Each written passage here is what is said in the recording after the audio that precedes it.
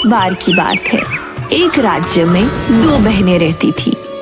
उनमें उम्र का ज्यादा फर्क नहीं था, मगर बड़ी बहन का नाम राधिका था और छोटी बहन का नाम अनन्या था। जब वो दोनों बहनें छोटी थी तब मैं अपने पिता के साथ बाहर घूमने गई थी। उनके पिता बहुत बड़े व्यापारी थे। रास्ते में उन्होंने अपने राज्य के राजा को देखा और उनके पास जाकर बोले, आप किसी की प्रतीक्षा कर रहे हैं? हाँ, अपने सैनिक की। असल में हमारे घोड़े का स्वास्थ्य अचानक खराब हो गया है, इसलिए सैनिक हमारे लिए घोड़ा लाने गया है। हम बस उसी की प्रतीक्षा कर रहे थे, वो आता ही होगा। दोनों बहनों के पिता बहुत दयालु और अच्छे आदमी थे, इसलिए राजा को परेशान देखकर उन्होंने कहा, महाराज, अगर आप अन्यथा ना लें तो आप हमारे यहाँ चल सकते हैं। हम आपका अच्छे से ध्यान रखेंगे। नहीं नहीं, उसकी कोई आवश्यकता नहीं। हमारा सैनिक आता ही होगा। आपने पूछा, उसके लिए आपका धन्यवाद। हमें लगा था कि हम यहाँ अपने राज्य से दूर हैं और हमें यहाँ कोई नहीं मिलेगा, पर आपसे मिलकर मुझे अच्छा लगा। आप बहुत भले व्यक्ति प्रतीत होते हैं। धन्यवाद महाराज। ठीक है, अब हम चलते हैं महाराज, अनुमति दीजिए। जैसे ही बच्चों के पिता आगे चलने लगते हैं, अचानक ही राजा को एक सांप काट लेता है और राजा की चीख सुनकर पिता बोलते हैं, महाराज, क्या हुआ महाराज आपको? क्या आपने कोई जीव देखा? आप चीखे क्यों? हाँ, असल में हमारे पैरों में दर्द हो रहा है और रक्त भी निकल रहा है। शायद हमें किसी सांप ने काट लिया है। क्या? तो फिर आपको शीघ्र ही पास के किसी वैद्य के पास ले जाना होगा। आइए महाराज, मैं आपकी सहायता करता हूँ। बच्चे और पिता राजा को वैद्य के पास लेके जाते हैं और राजा का इलाज करवाते हैं। पिता अपनी बड़ी बेटी को राजा के सैनिकों को बुलाने के लिए भेज देता है।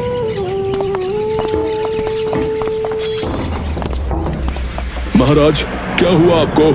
अब हम स्वस्थ हैं, वो भी सिर्फ इस व्यक्ति की वजह से। इन्होंने हमारी बहुत सहायता की।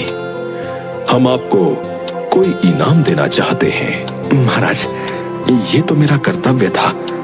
आप हमारे राज्य के राजा हैं, इतना तो हम कर ही सकते हैं महाराज। तुम इतने अच्छे व्यक्ति हो तो तुम्हारी बेटियां कितनी अच्छी होंगी। और इसने तो सैनिकों को भी बुलाया था।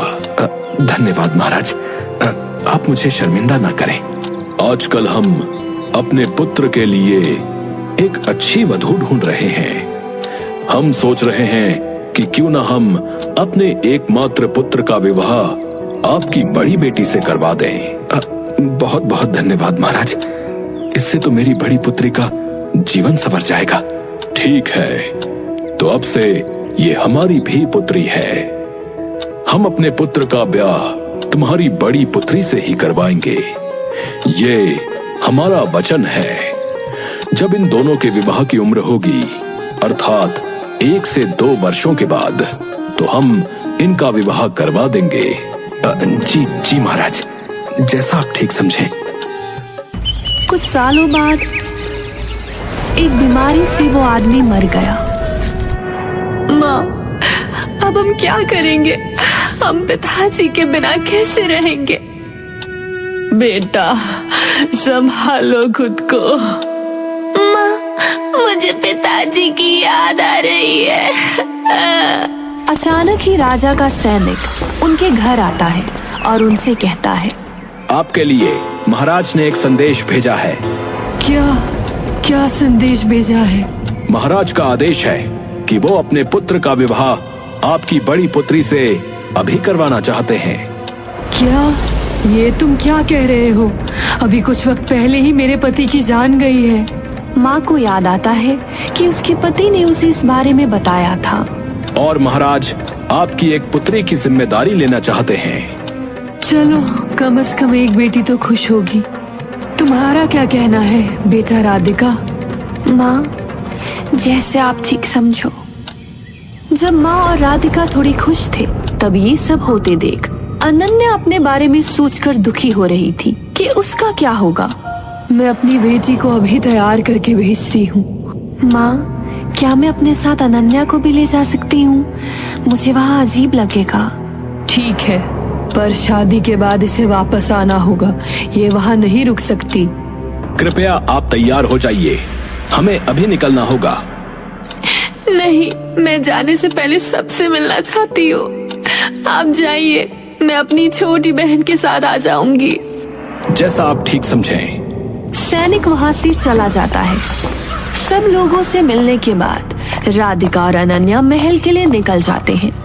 तभी अनन्या के दिमाग में एक खुराफात आती है। राधिका तो अब से महल में रहेगी, तो मेरा क्या होगा? मेरी शादी किससे होगी? राजा के बेटे से मेरी शादी भी तो हो सकती है। मैं राधिका से ज्यादा छोटी थोड़ी हूँ और मैं उससे ज्यादा सुंदर भी तो हूँ। ये सोचते सोचते वे तालाब के पास पहुँच गए। उस वक्त अनन्या बहुत गुस्से में थी।